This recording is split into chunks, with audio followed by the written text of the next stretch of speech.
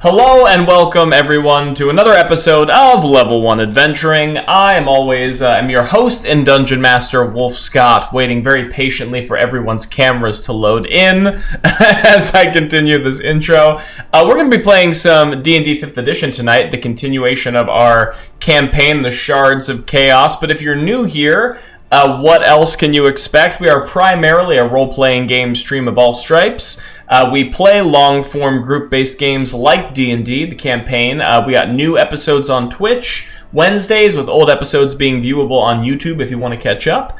I play some solo RPGs as well if you want to get introduced to games like Notorious, Outsiders, Firelights, they're all there. And then when the time allots for it, play some digital RPGs. Got some Baldur's Gate going on, so there's lots of content for you to see. I recommend you follow us on all the socials so that you can stay up to date, especially the YouTube, because we're halfway to monetization, so I'd really appreciate you there. And including our, in terms of socials, the Discord, because, as I'm going to plug right here for a second,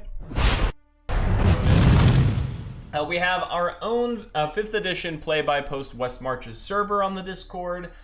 We got multiple DMs running games, typed games, no cameras required if you're shy, player-driven factions, whether you're new or a veteran. It's a lot of fun. We hope to see you there. So the instructions for how to join and get involved and make characters are all on the Discord. I'm going to switch back to our camera view. Big shout out to Streamlabs, Stream Audio, Epidemic Sound, TwitchBot, all of the services that we use to make our stream fun and interesting and easy for our audience to interact with. All of those are linked down below, and if you choose to use them for your own stream, you get a kickback, we get a kickback, everyone is very happy. And now that I have done my usual introduction, I'm going to unmute all of my lovely, lovely friends who have been waiting ever so patiently in the wings. And I'm going to pull up our party pick so they can introduce themselves and who they will be playing in our adventure coming up this evening. And because I get the wonderful popcorn at my disposal, I'm going to popcorn it to Lauren.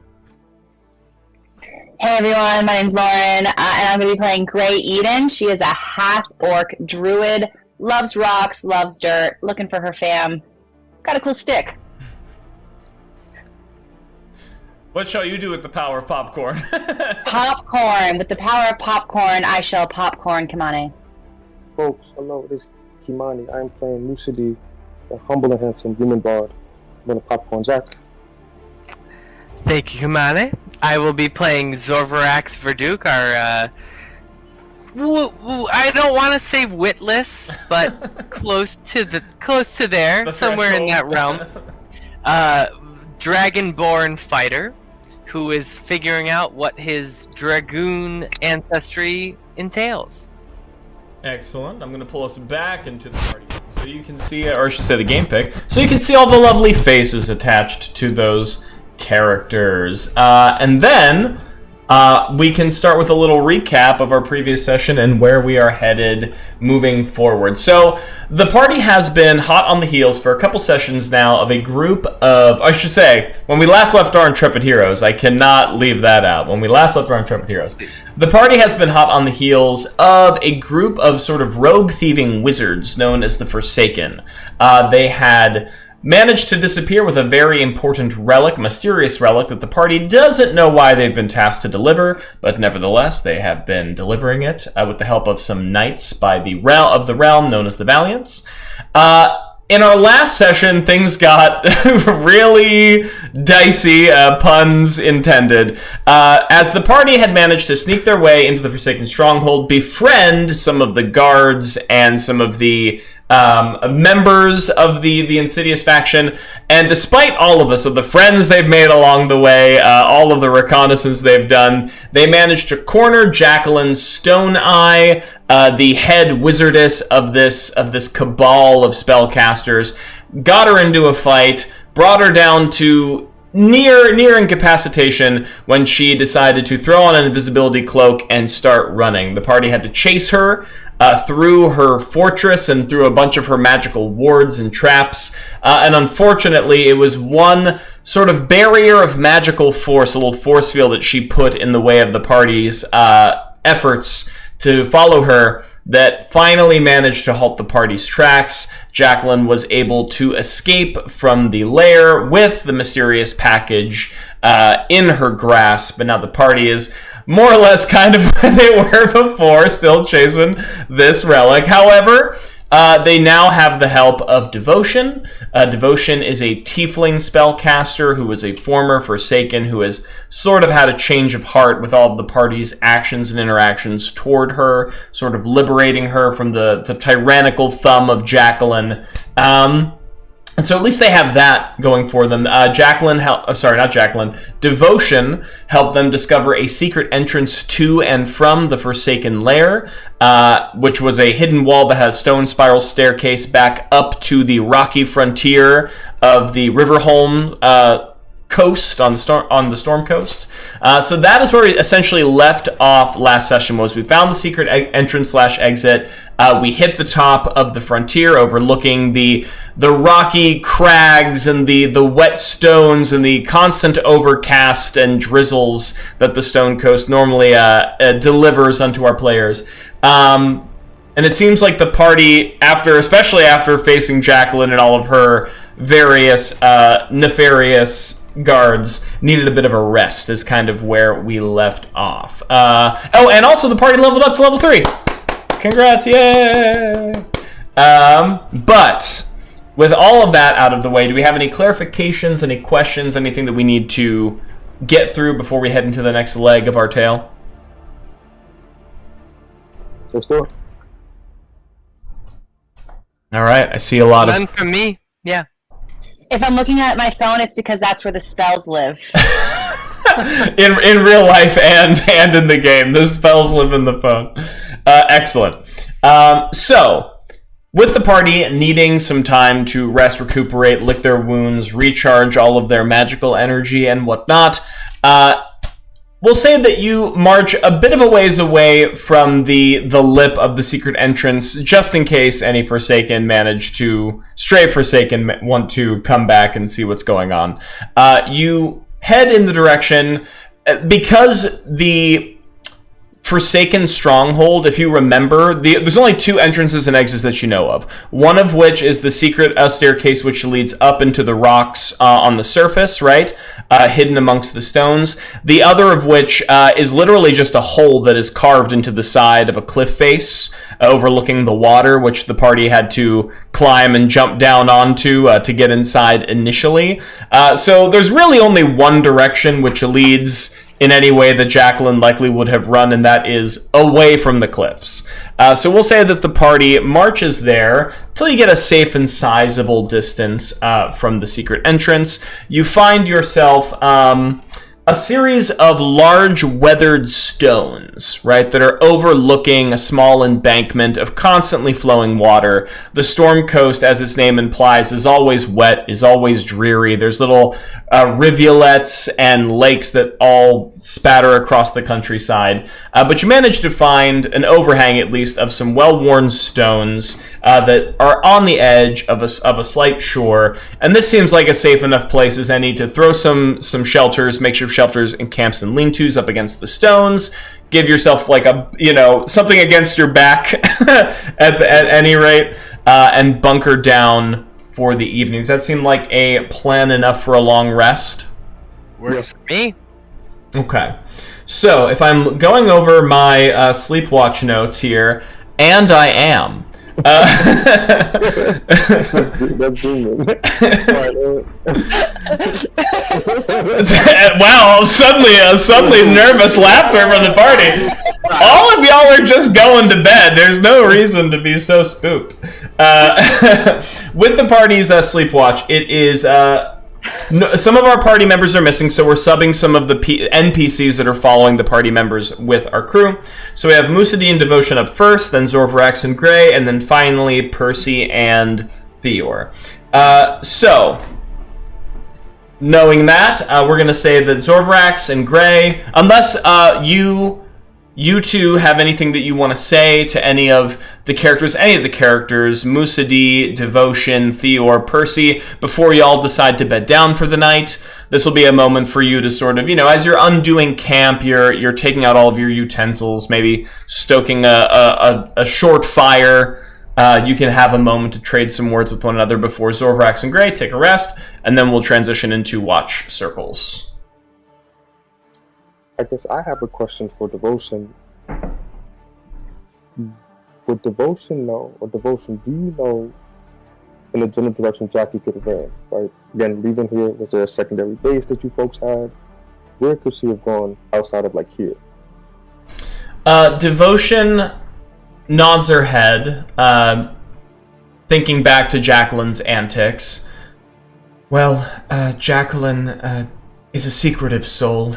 Even amongst the Forsaken, there are certain things that we were not deigned to know if we were not in her most inner circle. I do not believe that there are any other sizable encampments of Forsaken, at least on this side of the coast, and any other fortifications she would not have been able to make there in this short of time. I'm sure we could head in that direction, that bearing, and maybe stumble across her path, but if there is any other storehouse or place that she would find refuge, it is not one known to the rest of the Forsaken. So, I'm looking at the group. So what do we do? Right? Do we just run straight into the woods, chasing up to Jackie, not knowing where she is? Right? What's our next steps? Devotion... Oh, sorry. Gray first. No, please, no, you continue. Gray doesn't like dialogue. Devotion does, raise her hand to that, and says, although I cannot guarantee with 100% accuracy, of course, that this will work, I have trained with Jackie for quite some time. I am quite accustomed to the signatures of her magic. Surely she will have used some spell work to ensure her survival out on the Storm Coast, and if so, I should be able to maybe help pinpoint a rough location to navigate towards. We're about to take a long rest, right? Yes. Okay, so then Gray wants to I have locate object, and I'm trying to find a way to display that without just saying locate object. So I guess maybe, what's the room we're in again? What does it look like? Well, you're currently outside. You are on the frontier. You're on the Stone Coast, which is largely a name for this quadrant of Mira. It is a lot of impacted gray rocks and stones that are cut open with rivers and waterworks. There's low-hanging shallows and ferns and algae across all the stones and in the water. It's a very drowned, very earthen environment. So then, to show that I have this spell, I'm just going to whisper, I'm going to say the word flower. And then I'm going to walk over to a local, a nearby, maybe brush, reach my hand in, and pull out a clump of flowers that I find. So Musaddi looks at this and is like, I'm so confused. Hello. What's happening here? I will give you... Okay, this will be fun. I want to give both of you insight checks to see if you can pick up what Gray is putting down. Zorvrax, I will give you advantage on this because you are sort of Gray's buddy. You two are the blood oath together. I'm party to this? I didn't even know I was nearby. Well, you are at the camp, unless you are deciding that you are doing something other. No, I'm definitely there. If everyone's doing something, I'm like, what's going on over here? Zorvrax is like the golden retriever. As soon as anything is happening, he's right there. Okay, so then Gray, if you're trying to communicate an abstract concept about your magic, I'm gonna say we'll use your Arcana score plus 10, so we'll make it passive. So what would that number be if it was your Arcana plus 10? Arcana plus 10? Yeah. 27. Wait, your Arcana is 17? Oh wait, no. Oh wait. I'm sorry. I thought you meant like rolling and then. Yeah. Okay. 11. 11. Okay, so you both have a pretty decent opportunity of picking up what you put like down. I'm being very clear. That's okay. As she's standing there in the middle of the camp with a handful of flowers. Right. So you said roll insight? Insight, yes. So I rolled a 5. So exactly, I'm right there with the Like, you're giving them flowers. I don't know why I'm roped in. Zorvax, how Oh yeah. wait, I thought he- what? I'm sorry. What am I rolling? Oh, you can give me an insight check, and I'll give you advantage since you are closer friends with Gray. Ooh, well that's nice because I got a 19. Ooh. Roll. So insight is 20, not 20. natural 20. So yeah, Zorvarax, you've spent a good deal of time with Gray. You are able to interpret her nuances a little bit more than others.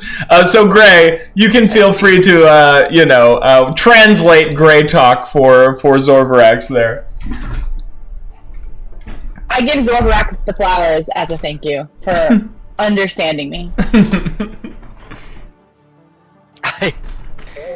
I do not deserve these flowers. Thank you all the same, and I received them. And so I can't. And when you thought I was done talking, I keep talking. yeah, that's actually a very Zorvarax thing. Like basic, like I think every time that this, I'm Percy, by the way. This is Percy every time going like, oh, I think. Well, if only my life, Gray, and then I think if maybe, and then it goes on, and then you think I'm done, and I just and one more thing, I say Kumane, but I mean Musadi? Mutadi. We're never gonna find Jackie. I promise you we're not gonna find Jackie. Don't even. Oh no. This means so much to me that you accepted me into your team. I love you all. Right, but what does the flower mean, Blue? What does the flower mean? I don't know. But you do know. You do know. You know. But that's me. I don't remember. Gray just goes, look at object! Alright, so are you casting that spell? I just want them to know I have it. Okay. So we know where to find Jacqueline.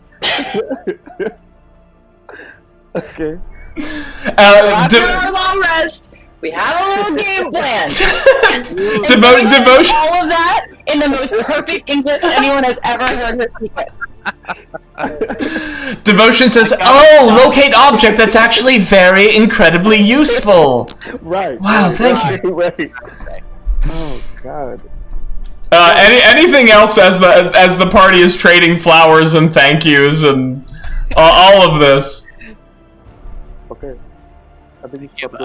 I give a pedal to each of our team members, even though they're clearly upset with me for how I received it. Please.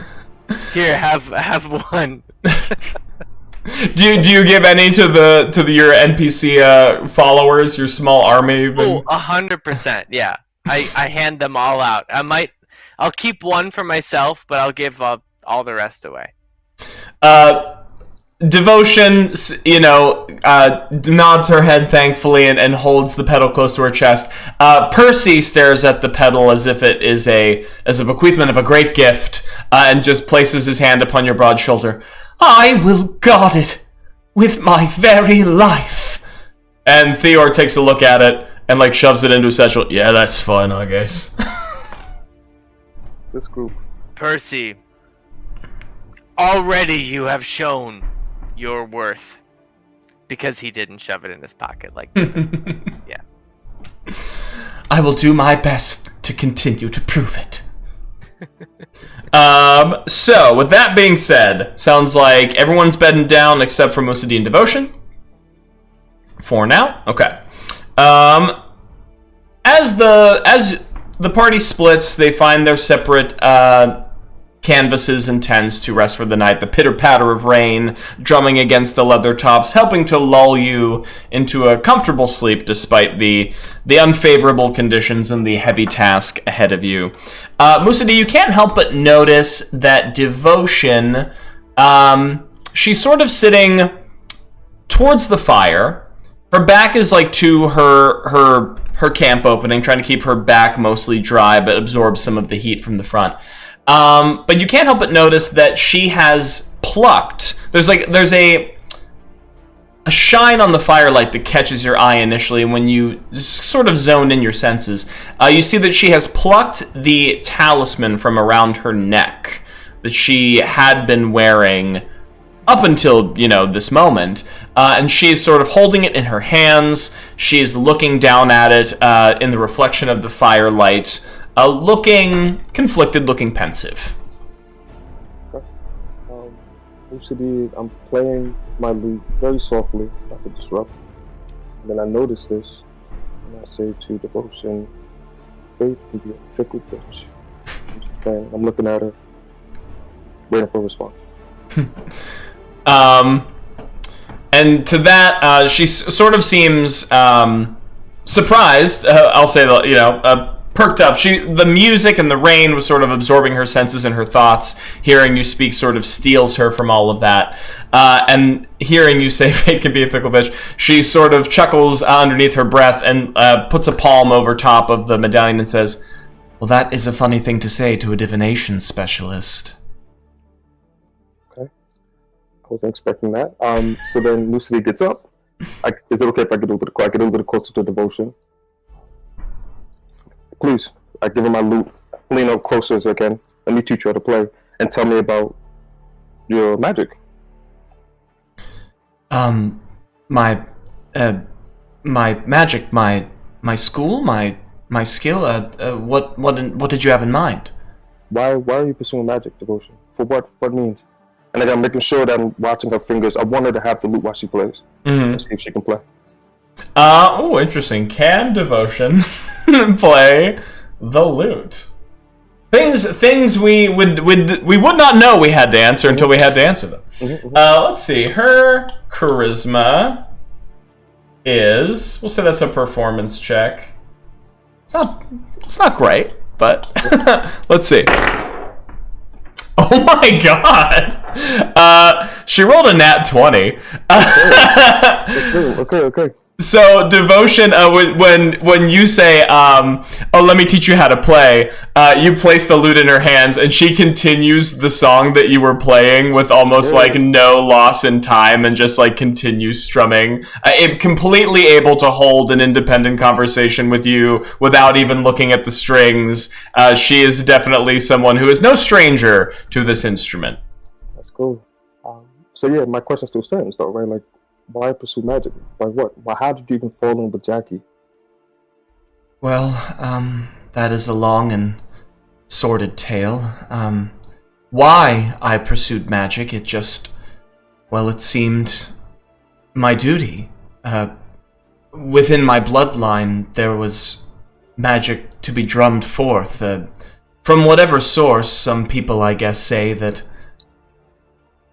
the tiefling heritage, there's some complications there, and I understand that, but it was my duty to learn how to focus it, how to hone it, how to control it, how to use it to make the world a better place. And so, like many like me who wish to improve the ways of the arcane arts, I sought to become a member of the Magisterium, and I did. As she casts a glance down at the medallion, which is now sitting beside her in the fire, or towards the fire, I should say. Huh. Zorvarax. Ted grumbles in his sleep. No, I hear Magisterium. Oh, yeah. That's plot. As she continues to play the lute, and the Magisterium at first was the most amazing place I'd ever been. I could ever imagine being. Every aspect, every brick, every tile is suffused with enchantment. It's breathtaking. It's marvelous. But then you're there, and there's so much red tape, and you learn of the history, and you learn of all the limitations and what I found at the time, and what Jackie stoked in me was a sense that I wasn't being guided so much as imprisoned. I was being not protected from myself or my art, but protecting others from me. And that is not what I went there for. That is not what I sought. And so Jacqueline and a few of her other devotees, she managed to inspire us to seek our own way, which of course branded us as outsiders and traitors amongst the magisterium, and well, here we are. And for a time it seemed a noble sacrifice to be able to live freely without being under the watch of the magisters and being constantly compared to the mage imperators of old. That seemed right. But as time went on, Jacqueline became more selfish, became harsher, and the lines were blurred. I kept following. I was loyal, of course. I wanted to believe that we could do something better, that perhaps this was just a hitch, a small stepping stone to a greater mission, but things never improved. And then you all came along, and, well, that's that. New City sits quietly and listens for the entire duration of that. And so, Wilson, with all that being said, what's next for you? Right? How do you want to be better for yourself? Away from Jackie. The magisterium. And you can see, like, the chords kind of slow down for a moment on the lute as she's trying to collect her thoughts. And then she finds the chords again and continues with the song. I guess that's the question. I've always believed that it was something outside of myself. If I just found the magisterium, things would be better. If I just found my family within the Forsaken, things would be better. I guess I've never just tried to do something solely for myself. And I mean, I chose the namesake devotion because I wanted to be devoted to something. I wanted to believe in something, but perhaps it is not something that I need to put my heart into, but it is someone, and that someone is me. I'm sorry, I'm waxing philosophical, she says, as like she begins to like put a hand on the strings and stop the song and like stop this train of cyclical thought. So I'll take a leap back, and I start to play too. Devotion. I don't have pretty words for you. I have pretty words for you, but I can say that I'm a selfish fuck, and I'm happy, and that's okay. Be like me. I just continue to play. She continues listening to your song. She reaches down and picks up her medallion again, thumbing it in her hands. A selfish fuck, she repeats. Well, you did say fate was a fickle bitch. Might be a nice change of pace for once. That's right. It's pretty great. It's pretty great. She laughs in spite of everything and sort of tucks the medallion into the folds of her cloak. It will be a sharp change of character. I can't say I'll be able to complete it fully on my first go, but I can at least let you know how I'm doing with it. Okay. I'm sure he just plays, doing this watch.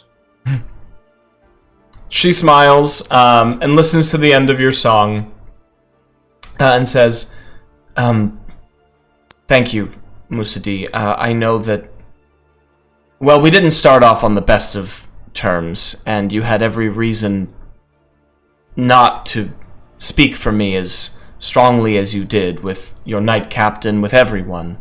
But I don't think I've ever had anyone speak for me so strongly, and I've certainly not had anyone speak to me about myself like this in quite some time, so if anything, I owe you kindness where you showed me some. Yeah, and he just continues to play, quiet. The night goes on for a little bit. You play your tune. She eventually gets up, walks towards her tent, and says, "You don't mind if I catch some sleep? I don't mind if you continue playing. Your song's beautiful. No offense. I just believe I should catch my rest." Please. Please. Continue to play. She heads into her tent, catches her rest. I assume at this point, too, Musadi will eventually switch over, guard shifts, and your song, head towards rest. Now, is there anything you want to do before you catch some Z's, Musadi? No, I think he needs sleep. All right. Be tame. Give yourself a point of inspiration for digging a little deeper into the backstory of Devotion and her problems with the Magisterium. It's around this time that Zorvarax and Gray begin to rouse from sleep, and Zorvarax and Gray are going to trade Overwatch shifts with Musadi. So do Musadi and Zorvarax and Gray have anything to say to each other before you switch shifts? Gray's still absolutely flabbergasted that they didn't understand what she was trying to say earlier. So no, Gray has nothing to say. I also have nothing to say about the flower. I also about to go into my tent. I was gonna say Zorvax would be like, anything we need to know about? No? Okay.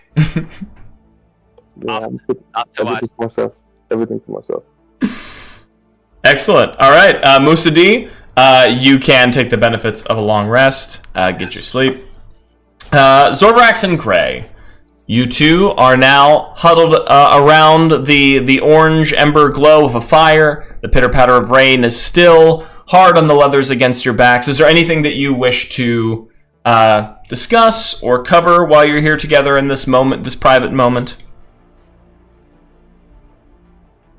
Not obligated to, but just throwing it out there. What was the word, Zorvarax, that you kind of perked up at? The magistrate? Magisterium? Yeah. Yeah, I kind of want to just kick some stone. What was that about? Magisterium. What? I've never heard that word before. Actually, genuinely, I don't know what a magisterium is. Okay. Gray just says, okay. But no, you can tell me, please. Tell me more about what it actually entails. You tell Gray! Zorfrax isn't talking to the third person, but I actually want to know what is that? I feel like you use that word a lot, and we've been around a lot, and Gray's word? you saved my life. Huh? Gray don't use that word. Magisterium? Gray heard word. Saw you see something. Now I'm confused. Gray once again sighs and kicks some rocks. I don't know. I don't know what I'm sorry. I'm trying. You know what? During this moment too, while I'm like, saying my sparse words, I'm going to look at my stick in frustration and give it a little shake, as if maybe part of the reason I can't fully communicate is just like trying to get out. Ooh. Also, thank you, Pitbull, for telling me to hydrate, all of us to hydrate. And also, I just see now that apparently the stream says we're playing City of Heroes. Thank you. I'm not going to fix it now. I'm afraid to break it, but I appreciate that. I'll have to change it in post. City of Heroes. Yeah, well, I mean, we are heroes. What a throwback. We're just not in the city. Are you trying to communicate anything with this burst of flame, or just doing it out of... Okay.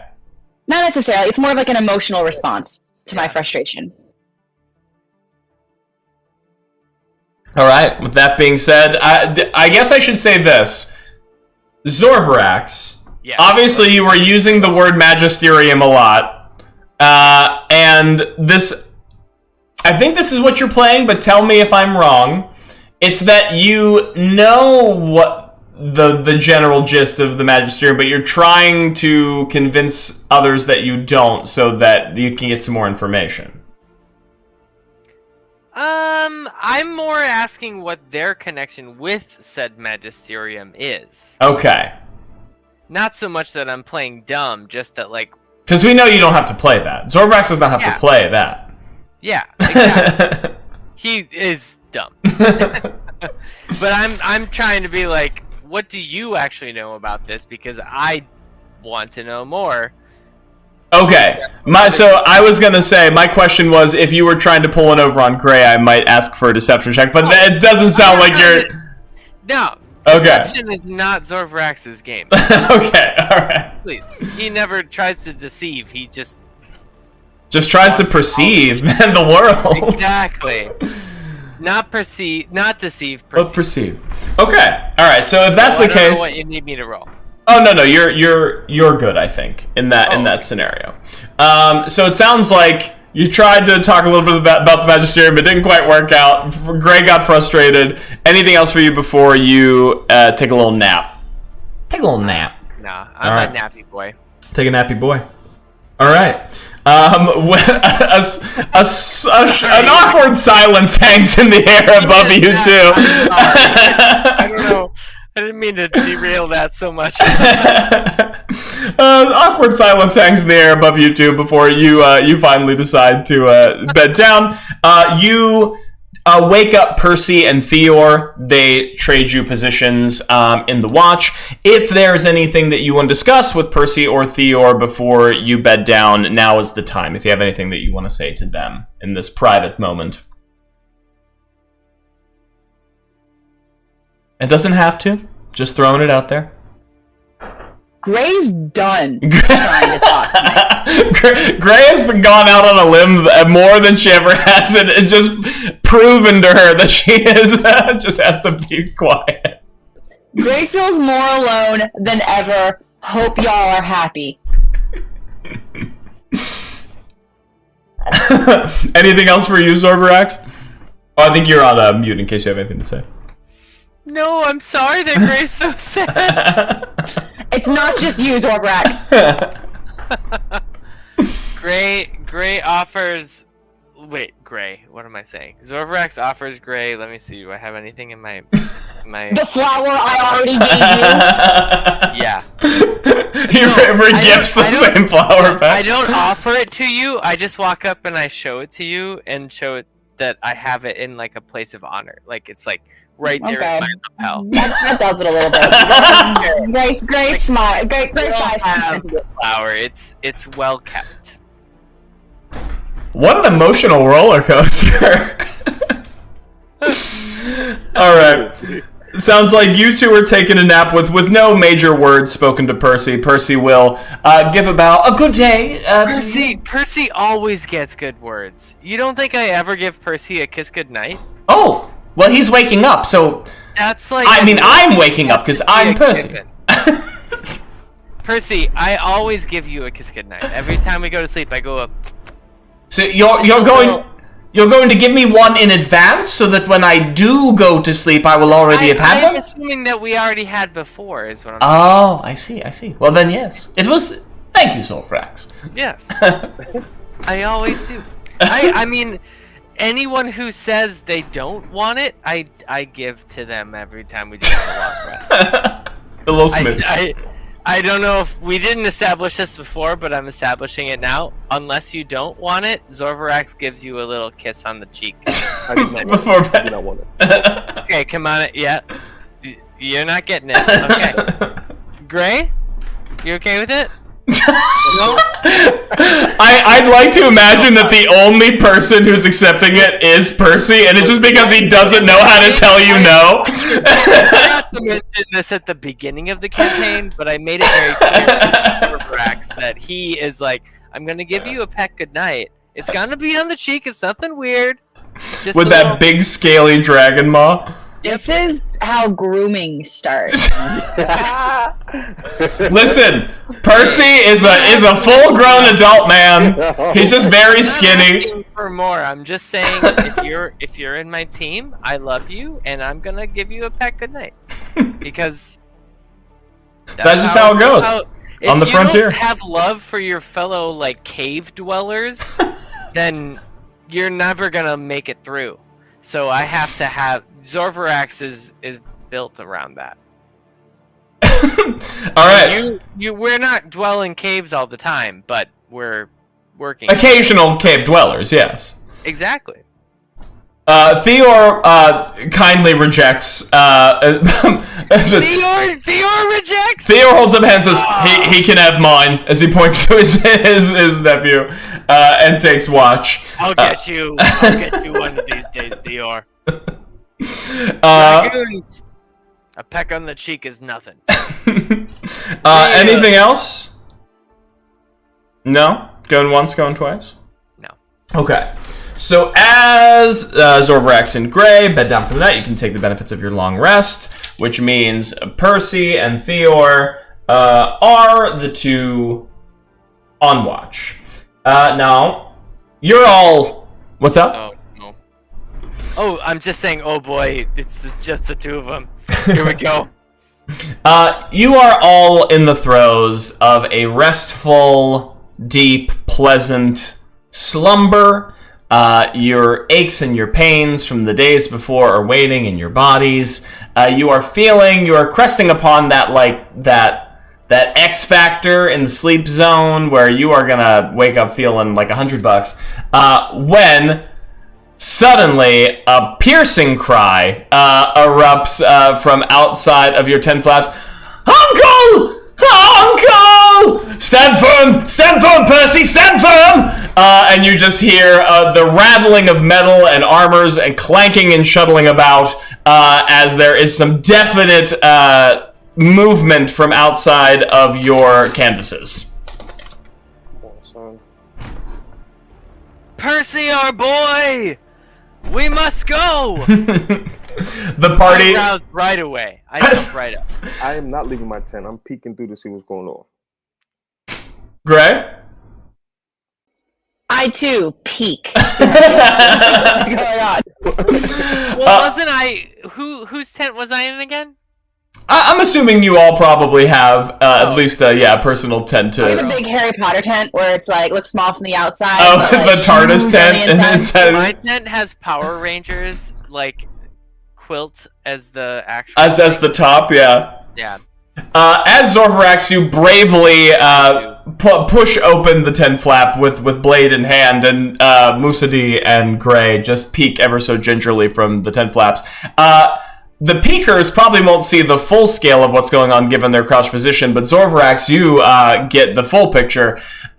You can see Theor is on the ground with his sword in both hands, sort of like pointed upward, and is sort of sidestepping, trying to assess the situation. Says, "Hold firm, Percy. Just give me a moment." Sort of like trying to get his bearings.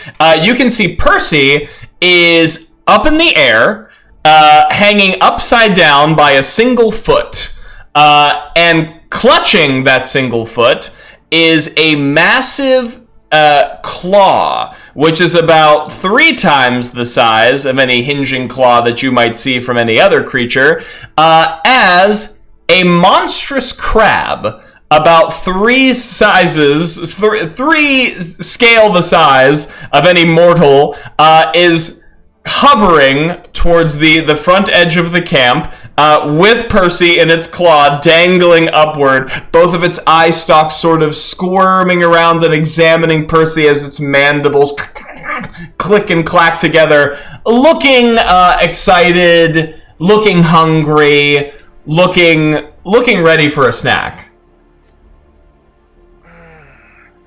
Our Percy boy is no snack. Oh, he's a little bit of a snack. As in he is a snack, I'm sure. But not this kind of snack. God damn it. Seeing Zorvarax rush out into the fray, Theor casts a glance behind his shoulder. Zorvarax! Come to me! Blades ready! This beast is trying to eat my nephew! Blades are ready, my friend! And I join Theor. Alright, I'm gonna ask for initiative. Now, I'm gonna say, for those of you who got woken up for this... Oh, what's up? I see a finger. I see an excited finger. I was gonna say, I just was curious what... So we established that long rest was taken, so yes. That's all good. He is held by a specific creature. Correct. Is there like a length of his claw that we have to keep in mind as far as where they're holding him from? Well, in terms of gameplay mechanics, Percy is simply grappled. So okay. There isn't much. I won't try to overcomplicate it. But I mean, if the story, becomes relevant for it, sure. But yeah, basically he is being held upside down by his one leg in the clutches of a giant crab, looking quite. Also, the party notices this interesting tidbit too, as they begin to scramble out of their lodgings, and you get a scene, a little picture of the battle campsite. You notice that the 3 large rocks that were around the campsite. Rocks? Rocks? Blew out our speakers. The 3 boulderous rocks that you were using as some walled shelter for your campsite, 2 of them still remain. 1 is missing, and the large rocky shell of this crab looks strangely familiar as it scuttles about over your campsite. It was like a rock mimic. Fantastic. Crab. A hermit crab! Fantastic. And we were just walking in the night. Gray is in love. Gray is fascinated. Gray's not going to attack a single attack this time. Gray might let Percy get eaten to make friends with this crab.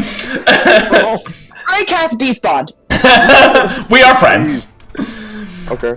All right. So for those of you who were unfortunately woken up in the middle of the night to this crabby new friend, your initiative will be at disadvantage, unfortunately. So know that. However, this crab. 19. Come on, man. Well, the crab is slow, so you still might end up winning the day. Ooh, I got a 16 for my initiative.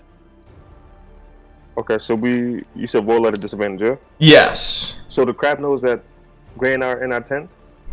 The crab doesn't know that you are in your tents quite yet. I'm there. Yes, it knows Zorvarax is there. And for what it's worth, I have my sword and my hand axe in both hands. Okay. I'm running out like rah! Berserker mode. Yeah. I'm gonna play. Hopefully, I don't deserve my glaive, but it's on my back. Got you. It really is. It's always there. And then I'm gonna roll for. Oh God, Percy and devotion too. Jeez. Okay. Percy. 16. And devotion. Oh, sorry, not 16. Oh my God, I really oversold that. And then devotion. Okay. So, I'm gonna ask for the party's initiative, so I have an idea of what we're working with here, and then I'll slot you into place. I got a 4. 4. No. Okay. 16 for me. 16. I have a 13. And a 13. Okay, so, wow. Funnily enough, with all those rolls, so the initiative order should be, if I'm doing this correctly, it's going to be the crab. The giant crab. Then Crab. That crab's a fast crab. It has a +1 dexterity, but it rolled a 17, so Nice. it's a fast crab. Fantastic. So we got the big old crab going first. Then we have Zorvarax at a 16. Then we have, The hell? I believe, Devotion. Oh no, Musa D. Then Devotion. Then Theor. Then Percy, and then Gray is our order. So for those of you who care to keep track, Crab, Zorvarax, Musaddi, Devotion, Theor, Percy, Gray. Which means Crab is going to be up first, and then Zorvarax is on deck. So this big old crab is currently holding Percy in its clutches. So to demonstrate, Percy has already taken at least one hit to be held within the clutches of the creature. Which, if I'm not mistaken, taking a look at his HP, he did just level up with the rest of the party, but he's still kind of a scrawny, skinny lad. So he's already been reduced down to at least half HP. Oh my god. And so, with the tiny Percy in his clutches, help! Uncle! Take it! Split it wide! Help! Sort of like dangling in its clutches.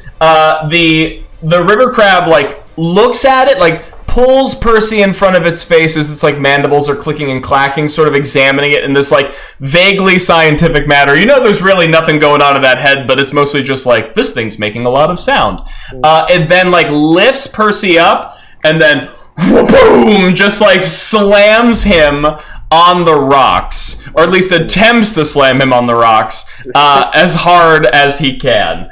So the crab's gonna do a slam attack. Percy's gonna need to give me a strength saving throw, which fails. You hear a sickening crack echo throughout the camp as Percy's yelling, "Uncle, help me!" And then everything goes silent as Percy's now unconscious body lays there splattered against the stones. Yeah. The crab hoists it back up into the air. Now Percy is just dangling there limply, blood dripping from his ill-fitted armored form. As the crab then, one of its eye stalks kind of like looks over towards the other edge of the camp where the water line is and begins scuttling in that direction with with Percy in its clutches. It does mean that Theor's still there.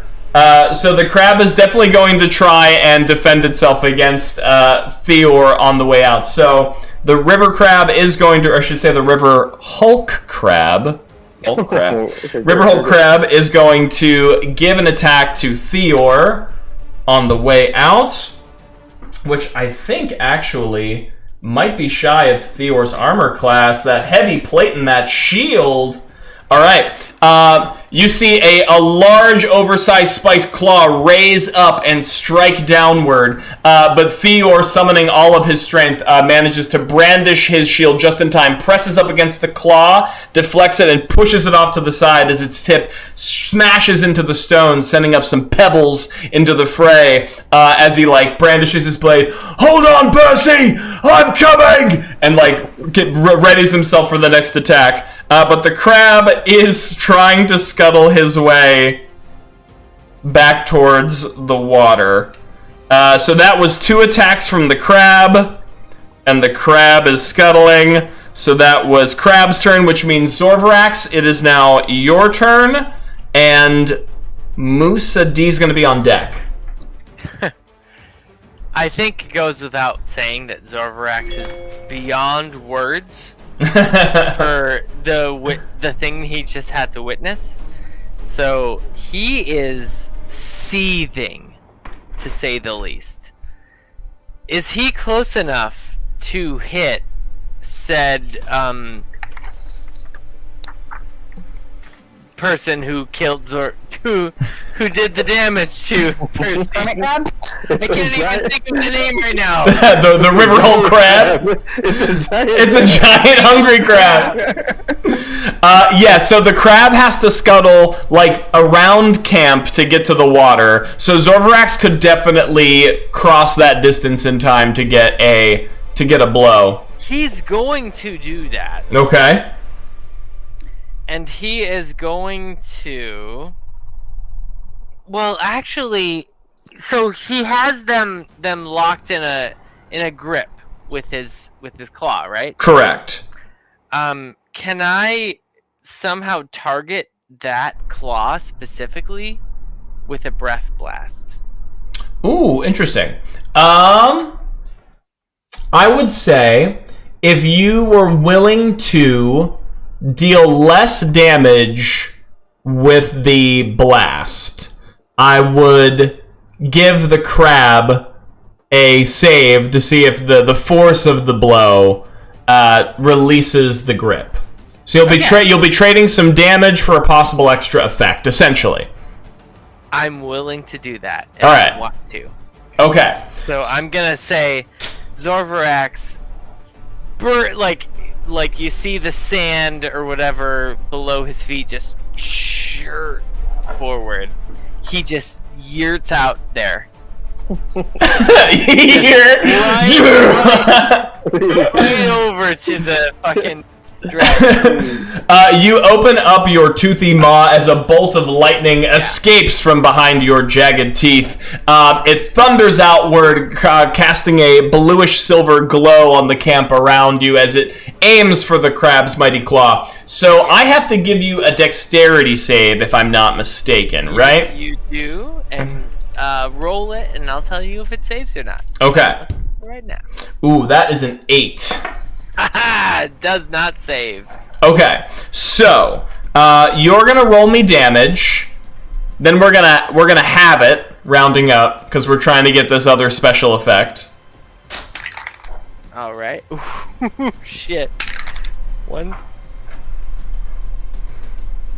That's 2 6s out of D6 rolls. That's nuts. All right, so then that's 12 damage. Okay, so now I'm gonna give. What is your breath save DC? What is my breath save DC? Where do I find that? It should have been the same DC I had to roll against for the crab to see if they dodged. DC 12. DC 12? Okay. So what I'm going to do is I'm going to give the crab a strength saving throw in response against that same target number. Now, the strength is better than his dexterity, to be fair, but we'll see what happens. Alright. Unfortunately, that crab 20'd that roll, is really hungry. No way. Aw, Uncle Obi-Shawn says you guys have a great group here. Reminds me of my old days back in 3E. Thank you. This isn't even the whole gang. We got a whole... Oh, this has been watching us for a while? Uncle Obi-Shawn, you are so kind. Thank you so much. Thank you. So unfortunately, although the crab does have to recoil from your blast, and you can see all... how many legs do crabs have? 6? As all 6 of them scuttle backward and recoil from the blow, it still manages. You can see the claw swings backward, and Percy's motionless form is just swinging in the air helplessly as the crab is clutching him. But the crab does not release his grip on Percival. No! That's not good. Anything else for you, Zorvarax? That I can do to get him to stop? Well, just really in your action economy, because I believe you did an action. Yeah. Yeah, I think that's it. Okay, so that means Musa D is next up, followed by Devotion. Okay. So I'm assuming I'm still in the tent. Yes. Is the crab... How far is the crab from me currently from my tent? Whoa, excuse me, my body is betraying me. The crab's actually pretty close. It has to scuttle by your campsite to get closer to the water, so I would say it's within 30 feet. Okay. What do I do? Is there a potential, right, that I can... Does the crab know... Again, the crab doesn't know I'm in a tent, right? So can I potentially get a sneak attack? Ooh, well, you won't have the mechanical sneak attack feature, but you could possibly, use, give me a stealth check right to start your turn. We won't count this as your action per se. We'll say this is the state that the crab may or may not notice you. I'm gonna use 1 inspiration. Okay, nice. So I rolled 7 first with the inspiration. I rolled a 18 plus 2, so I added 20. Okay, so if that's the case with passive perception 10, the crab is not aware that you are hidden in the tent as it's trying to scuttle away. Okay. With that being said, would there be a chance? So I have two options. I have two things I can do. I can either do precision attack, precision thrust on that same crab arm that has Percy, or I can try to literally sprint, run, and grab and see if I can grab Percy out of the crab's hand or claw. If you do the attack, I'd give you the same gamble I gave Zorvrex, which is less damage, for an attempt to get through. Or you could just attempt to use the action itself to pry open. That's gonna be strength, though. There's no way Musadi's gonna undo a crab's claw. Obishan says, favorite memories from Dark Sun. I was a druid in a dry land with a few oases. There we go. That's some lore for you. Very nice. Okay, I think I'm not gonna outstrength the crab, man. So I think I'm going to, and that won't be athletics, right? Like to outstrength the crab, that won't be athletics. That would be athletics, yes. Okay, so I'm gonna go for it, right? I'm gonna go for it. I'm gonna try to see if I can run, sprint, and jump on the crab's claw. See if I can get Percy out of the claw. Right? Okay. Let's just go for it. I will say that because the crab doesn't know that you're coming, I will give you advantage on trying to pry it open. Okay. Yeah, well, all right. Make me great. Here we go.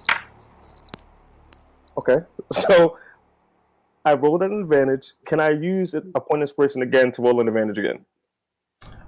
Or will I do a single dice? If you have advantage, yes. The inspiration only gives you advantage. So if you already have advantage, then you can't use an inspiration point on a moment where you have advantage. Okay, let me ask you another question then. Can I use lucky? Oh! My lucky ability. I believe you can.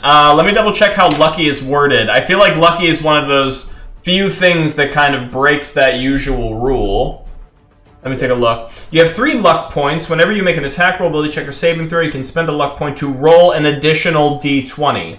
You can choose to spend one of your luck points, but the outcome... Yeah, so it doesn't say that you have advantage. You just roll an additional d20. So can I roll an additional d20? Yes, you may. Come on, Steve. Oh my god, that was a natural 1. Okay, so I rolled in total. Oh my god, I just rolled a natural 1. In total, I rolled a 13. A 13? You use another lucky, right? There's no limit. I mean, you have 3 points. I had lucky as Marora. It's true. It's true. Wait, so can I roll another lucky? Go for it. You Have can one choose of to mine if spend you one want. of your God luck. You can choose to spend one of your luck points after you roll the die, but before the outcome How of is the this tournament. luck so bad? I'm so sorry. I'm gonna say yeah. Why not? They're your points. We'll look up the official ruling later. But if you really want to do it, hell yeah. Let's go for it, right? Yeah. I'm definitely gonna. This is the roll right here, people. This is the roll that's going to do it right now. I rolled a 2. So I'm gonna stay at my 13. That's all I got with that. Musa D, you as the crab is trying to pry its claw up from the rocks from Theor, you sneak out of your tent and rush along from the side. You leap forward and grab onto it, and you begin to yank backward, trying to free Percival from its grasp. But then a moment later, it yanks backward and breaks free from your grip, and unfortunately, Percy is now just being dragged along against the stones, with you being now perceived out in the open and your hands empty. Oh my god. Yeah, that's fantastic. That was my action, right? That was your action, yes, and I guess technically a movement to get in range right. to, yeah. Right. I guess my final question is my Bardic Inspiration, it is a bonus action. Correct. Right? And so I'm going to use Bardic Inspiration on... Wait, I don't see Gray. Gray's in the tent, so I just can't... I I just can't just say. What if another question? What if I sing and I know Gray can hear me? Would that be considered the bardic inspiration? Ooh. Some abilities that do trigger on line of sight or hearing, bardic inspiration. Who can hear you? Who can hear you? Who can hear you? Yeah. Use a bonus action on your turn to choose one creature other than yourself within 60 feet who can hear you. Okay. Who can hear you. The creature gains 1 bardic inspiration. Then yeah, that would count. Okay, so then yes, I'm going to sing. I don't have anything to sing in that episode. Gray, please help us, please help us, please. That's all. Gray has her AirPods in and can't hear anything. No, please. Gray just has 2 rocks on either side of her head. Please. Flower. Please. Also, Uncle Obi-Shawn said, Lauren, good acting skills. I liked your reel, but did not watch the horror clip because I screamed too much. So bardic. That was the inspiration I really needed. Yeah. Yeah, Percy's definitely getting out now. I'm gonna act my way out of this one. Alright, so bardic inspiration was gifted to Gray with some pleading words. I believe Zorvrax just accidentally dropped. We might have to get him back in here. What is your bardic inspiration die at right now, Moose? D6. A D6. Yes, that sounds about right. Alright, so with that being said, I believe we're going to go into Devotion's turn, and then it's going to be Theor's turn, and basically all the Grahams are coming up. Oh, okay, we got Zach back. I just want to check the stream. Yeah, I don't know why that... No, you're fine. I just want to make sure that your camera is still in stream, and it is, so yeah. No worries. Okay, so Devotion. No pressure, but if you don't do something here, Percy will die. And then we have to look at the group next week and like, hey, yeah, everybody's gone. Percy died. Percy died. That's the conversation we need to have. So just know. Okay. Cool. Had y'all thought you doing better on your turn, all this pressure wouldn't be on me. So. Oh no. So actually, very interestingly I have here. nothing to help you there, so I'm sorry. I got a few ideas. You're gonna love the way you look.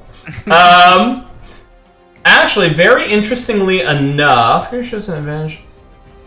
You choose. Okay, creature can only be empowered. I'm looking at the spell that Devotion has, which actually might be useful. Okay, so Devotion actually has a spell which I'm gonna announce to the party and allow you to trigger it when because it's a reaction spell. So I'm gonna put this in the hands of the main characters here. She actually has Silvery Barbs prepared, which is a unique spell. It acts as a reaction. And basically, when she notices a creature make an ability check, I believe, a different creature other than yourself, ability check, attack roll, or saving throw, she can either choose for that creature to have advantage or disadvantage. And she can do that as a reaction. Oh, so she could have used that when the strength check versus or even Blue, right? Correct. But we weren't up to her turn yet, so I wasn't looking at her sheet. She didn't give a she didn't get out of the tent yet. she pops out of the tent and explains all of this. Let me know. I can. She's being selfish. She's being selfish. Good for her. So I'll put that in your hands. But at least on her turn, she does have some things that are not reactions. Unfortunately, being a divination specialist, it's not a lot of attack stuff, but she has demonstrated at least one skill before, seeing Percival in the clutches of the crab, pushing herself out of the tent flap. She takes her wand in hand. A spark of magical energy streaks across the length of it as a bead of arcane force begins to build at its tip as she lurches forward. Yelling an incantation into the air, a beam of energy flies at the creature. She can make a ranged spell attack against the crab. And she will. 9, 10, 11, 12. Unfortunately, that large rocky shell hoisted on that being's back eats a large brunt of the bolt, just shattering a chunk of the stone off of it as it clatters onto the ground uselessly. Smoke at the tip of Devotion's wand as it flitters out. I've done all I can. Let me recharge. As she begins to build up another one. She won't be able to shoot until her next turn. But unfortunately, that will be a miss against that very tanky crab. God dang. Of course it is. Theor and Percy. Oh god. Okay. So Theor. Oh god.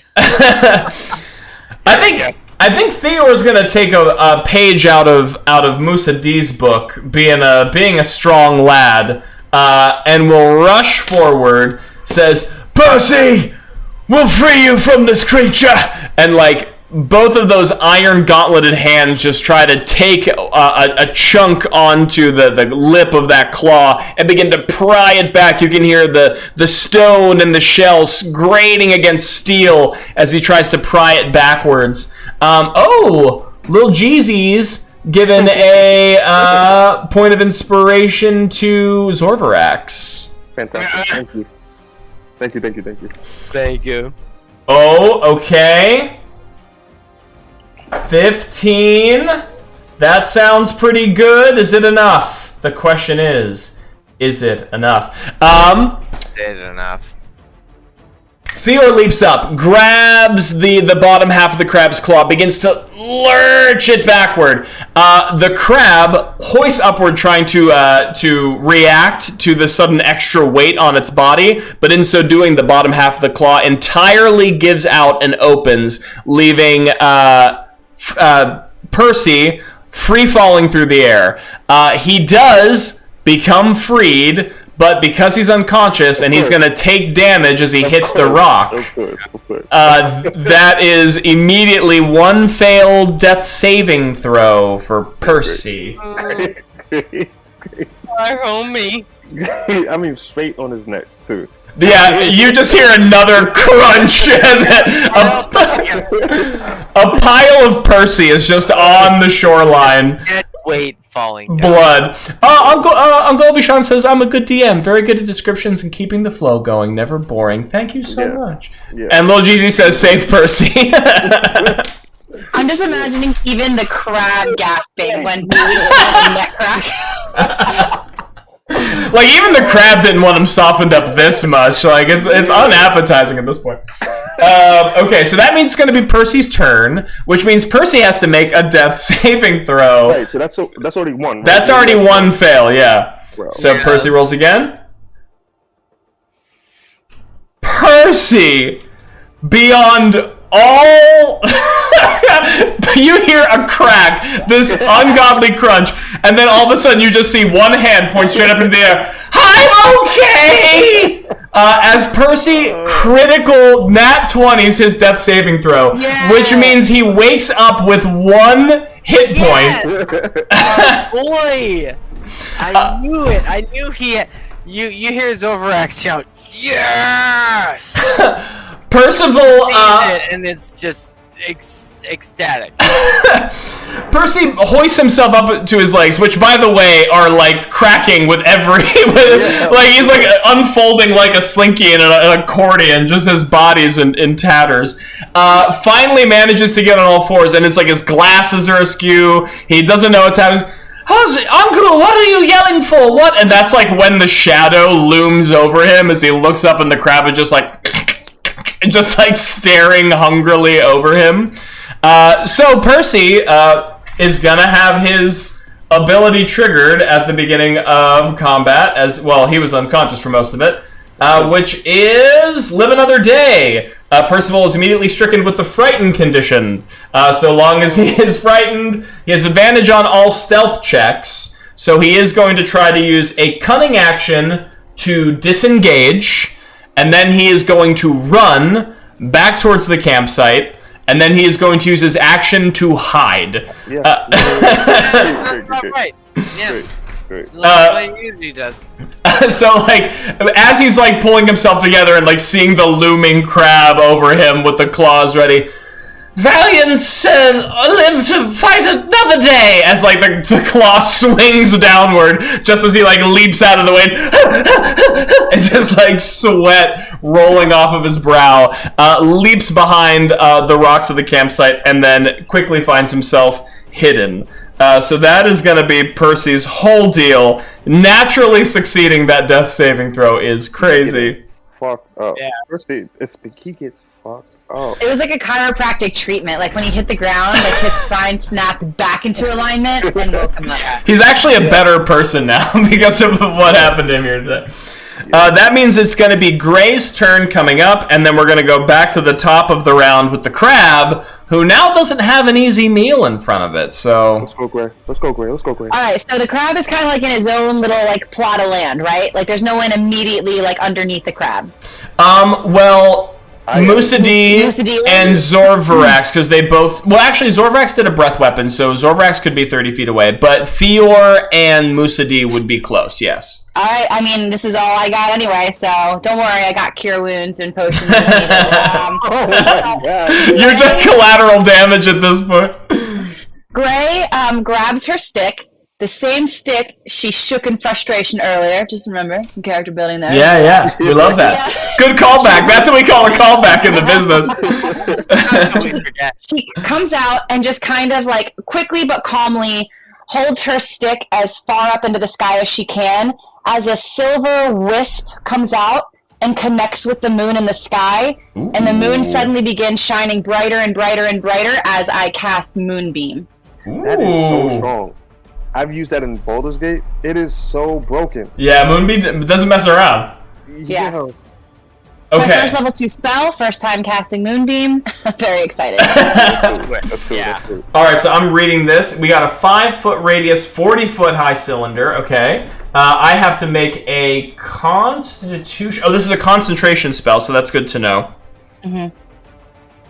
Okay. Takes 2d10 radiant damage on a failed save, or half as much on a successful. Okay.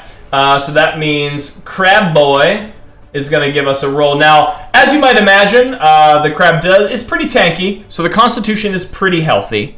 But we'll give it a roll, see what happens. Ooh, but not a good roll. That is going to be a total of 7. Do I roll? Well, he got a 7 against your spell save DC, which I'm assuming is low. Sorry, I was not looking. No, spell you're... save DC 13. All right, so he fails, which means you can do the full brunt of your Moonbeam damage. Dope. And I'm going to go ahead and add my Bardic Inspiration, which is another D6. Well, I guess let me see what I roll first. But... Yeah. That's fantastic. Oh, no. Oh, no. Oh, no. Where'd it go? Oh, this is awful. I have to get another die. I can't keep the audience waiting. Oh, just so you know, the Bardic Inspiration... Yeah. The Bardic Inspiration cannot apply to the damage in this instance because Musadee is not a Valor Bard. It can apply to ability checks, attack rolls, and saving throws. Whatever, dude. I got a total of 7. Am I adding to that? Am I adding my spell attack? Yeah. 12. Moonbeam is just the 2d10. So I got 7. Yeah, 7? Okay. 2d10 at level 3. Okay, so then... 2d10, goddamn.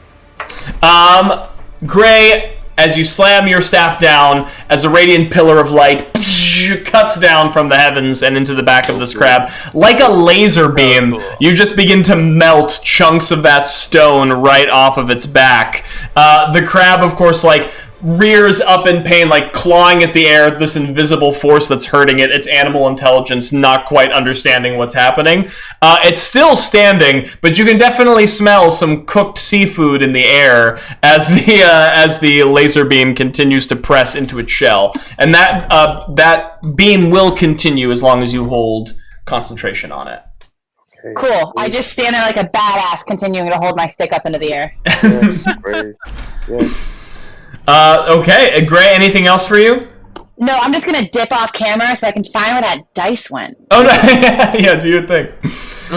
All right, so we're back to crab time. Crab time. Okay, so Percy's away. The crab has 2 threats in front of it, which is a Theor and a Musadee. Here we go. So let's see what happens here. The crab, I think, first takes a look at its softest shell meal. It sees Theor's armor and thinks to itself, I get it. Yeah. it's going to be a little harder to crack through that shell, but this like shrimp with not a lot of shell on it, I can eat that real easy. This is the second time that an aquatic creature is fucking me up. Seahorse, horse. That is crab. Oh my god. Ooh, however, this crab is rolling pretty low on these checks. Let's give it a. Oh god, my computer's yelling at me. Don't worry, we're all fine. No one's crying. That is going to be a 14 to AC. That's my AC. Meets it, unfortunately, does. Wait. Oh. Can I use?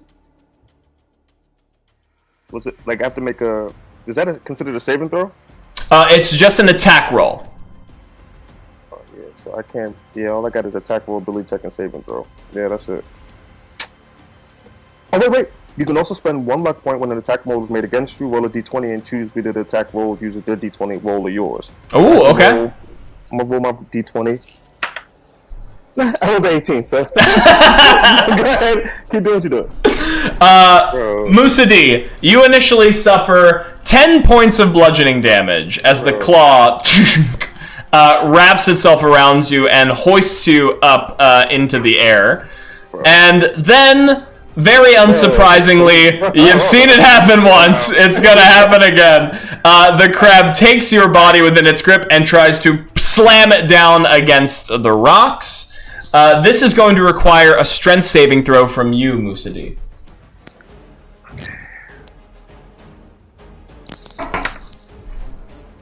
That was a 12.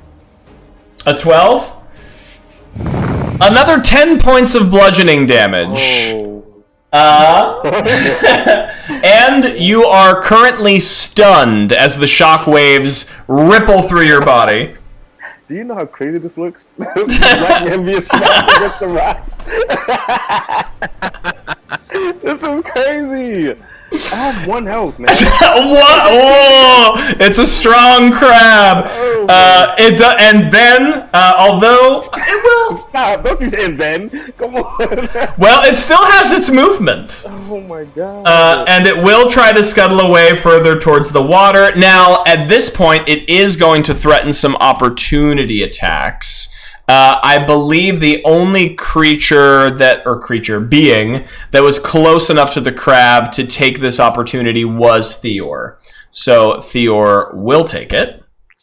Ooh, okay, Theor. It's kind of a decent roll. Is it enough? We got an attack roll. That dice is gone forever, by the way. Unfortunately, it is just too shy. Theor runs after the crab, drags the blade against the shell, and you can see a divot is carved out of the side of its armor, but it's not enough to draw any blood. That is going to be a whiff on that opportunity attack. Zorvarax, that is going to be your turn, and then it's going to be Musadee's turn. Oh boy.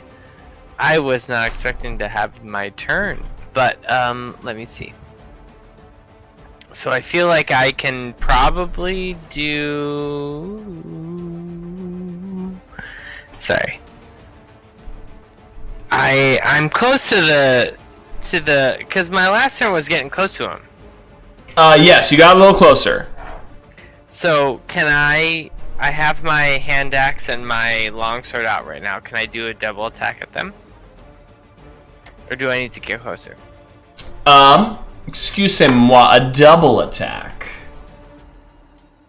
Well, can I attack them at all? Do I have to move to it? You wouldn't need to move, but you could get there. Okay. So I will move into position to attack. Mm-hmm. And I will do a long sword and a hand axe. Okay, and I just want to double check the rules for attacking with 2 weapons. Is the hand axe light? Yes, as far as I can see. Okay. Any character can make use of 2 weapons. So we'll use a bonus action to use your light weapon, if that is okay with you. Mm-hmm. And the the light weapon will not benefit from your strength modifier, but your main hand attack will. Yes. Okay. So yes, you can rush forward, sword and axe in hand, and you can give this crab 2 mighty swings. Absolutely what I want to do. That's gonna be a 13 plus. So that's a 18 to hit. Oof, 18. A single point shy. I'm gonna give you that right now. A single point shy. Unless there's any way you can manipulate that dice roll. I mean, I can certainly use one of my points of inspiration, but I'll try. I'll use a point of inspiration. Hold on. No better. So that was with your sword, correct? That was, yeah. Okay, you swing with your blade, just like Theor at your side. You try to take a crack into one of the legs. It carves out a chunk of that stony armor, but it is not enough to pierce all the way through. You still have your other attack, though.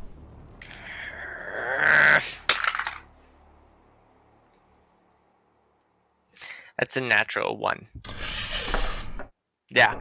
It's like that moment where like an aluminum baseball bat hits a ball like at the wrong angle and your whole arm just reverberates. It's like a ping! Just shakes you down to your very core. The axe does not bite into the armor of the crab. Yeah. And at the best time possible. That's how it goes in D&D. So I bing, ping, nothing. The crab continues. Its two eye stalks just look down at you and study you curiously, like, what is this strange thing trying to nibble at my heel? Completely oblivious to like how much effort you're trying to exert upon its body. But yes, those are going to be 2 misses. Mm-hmm. All right, Musa D. That means it's your turn, and then it's going to be a slew of NPCs, and then Gray. Yeah, man.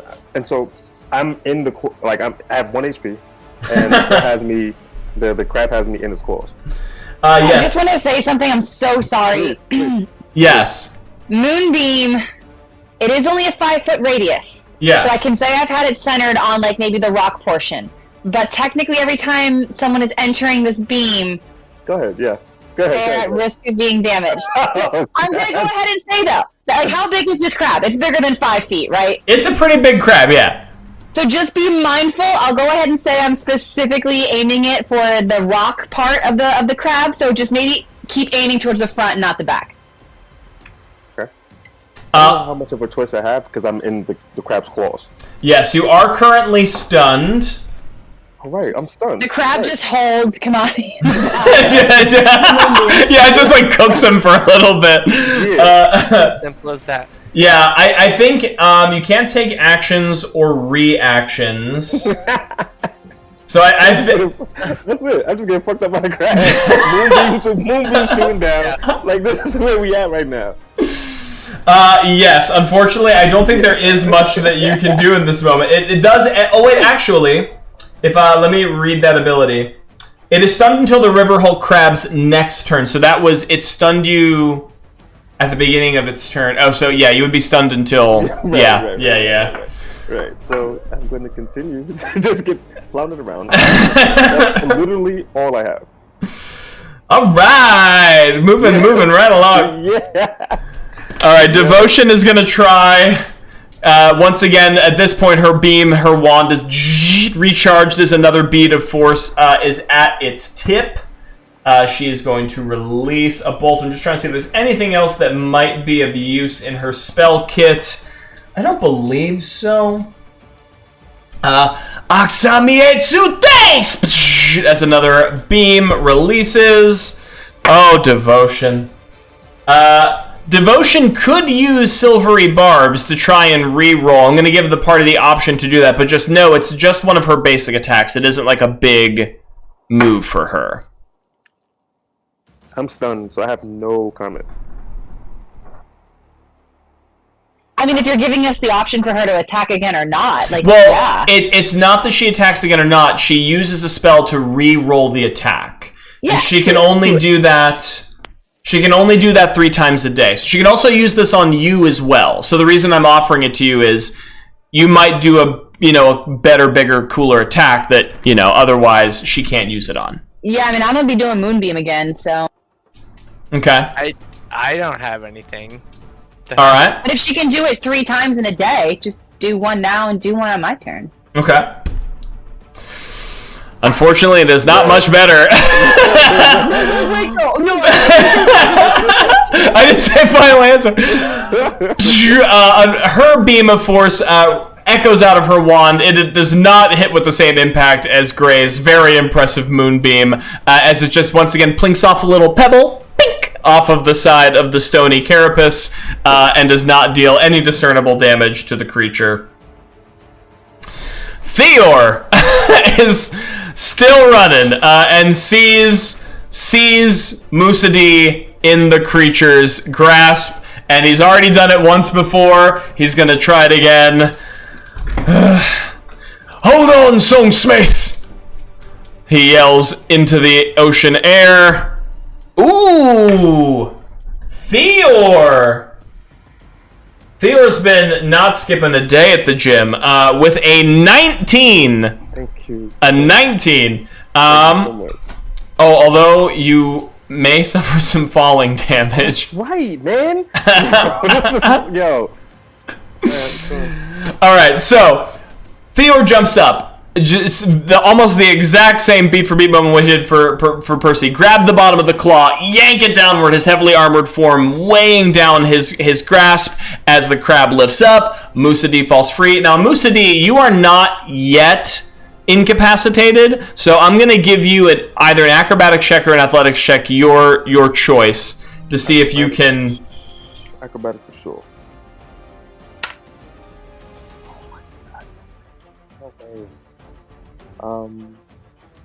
Yeah, I just rolled a 7. A 7. Unfortunately, you do not have enough time to right yourself as you go tumbling down towards the ground. I believe at this range, it would only be like a d6 worth of damage, which averages up to 3, which is still enough to knock you out of one hit point. Gray shouts. Okay, can I use a lucky? You can use a lucky. Okay, good. Thank you, Greg. Okay, 16. 16! Musadee, I don't know if I would call you lucky for the past couple of turns, but in this moment, your incredible fortune does allow you to snap to your senses as soon as the crab releases its grip. You flip in midair, you land on your feet right next to the massive towering form of the beast. You are unclasped. Okay. Percy, by the way, that was the Theor's turn, move and unclench.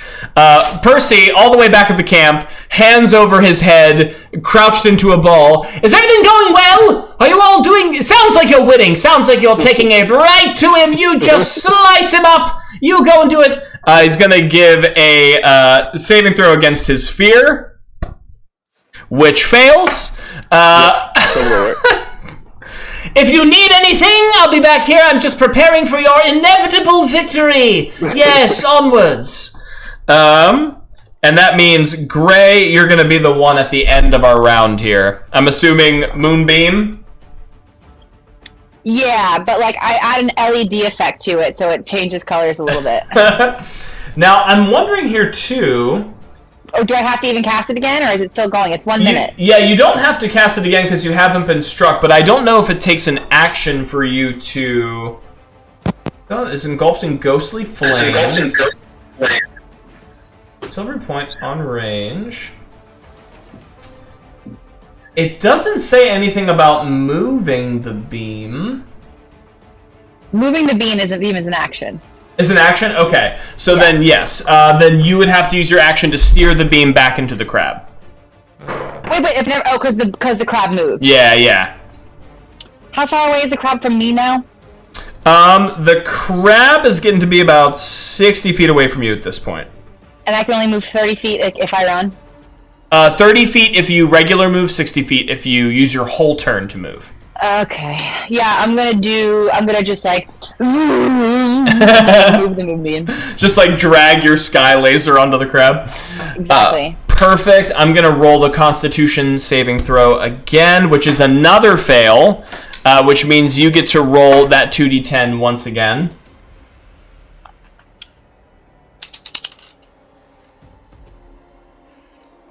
God damn. No, don't lose this one too. I did. I did. It's gone. Got it. Okay. Okay. That was a 12. A 12. Wait, no, yeah, 12. Once again, Gray's magic being the only thing that has reliably pierced the armored shell of this creature. Another beam of focused light just drills down further into the crab. You begin to see a squelch of a bluish purple ooze from underneath some of the rocks as that burnt seafood smell increases in the air. The crab does take some discernible damage, but is still rearing to fight. That's bullshit. Okay, then I also move 30 feet closer. Okay. All right. And with that brings us to the end of the round. And I think, because we are getting to be around the 10 o'clock hour, the top of the round may be a good time to pull a little cliffhanger moment. See what happens to the party in their struggle against this giant shellfish on our next session. How are we feeling about that? Yeah, that sounds about right. Yeah. Mm-hmm. Remember when I was picking flowers at the beginning? And now we're here? Whatever. You know, D&D is it's a wild ride. You never know where you're going to end up. And if you're like me, you don't know where your mouse is right now. So you actually... the same place where my die is. Oh, in the ether? Lost forever? Oh, you know what? It's literally right in front of me. Haha, okay. I'm going to put on some more chill music since we're leaving battle mode. And yeah, I think right now will be a good moment to pause it until the rest of our party can hopefully manifest and help us out here. How are we feeling? Yeah, I'm a sleepy boy. That sounds about right. Yeah. All right. If that's the case, hey everyone, this has been Level 1 Adventuring. It has been so wonderful to have you. Thank you everyone who's giving us nice compliments in the chat. We love you, both on our game and just our personhood, which is always nice when people are just kind. I have been your host and Dungeon Master, Wolf Scott, and you are watching The Shards of Chaos, our 5th edition D&D campaign. Runs mostly weekly on Wednesdays. New episodes are on Wednesdays on Twitch. Old episodes are on YouTube, so if you want to catch up, please feel free to do so. There's also a bunch of other types of RPGs there. We got some single-player RPGs, Notorious and Outsiders, Firelights. We also play some digital RPGs. I have a playthrough of Baldur's Gate on there, so there's tons for you to see if you are interested in storytelling games. So follow us on all the platforms. Please also the YouTube, because we're halfway to monetization. I'm going to keep plugging that until it happens. Also, feel free to follow us on Discord, or join our Discord, I should say, where we post our go-lives, we talk about all the fun things we're going to be doing, and as a community, I'm going to quickly plug this. I think that changed over. The play-by-post game.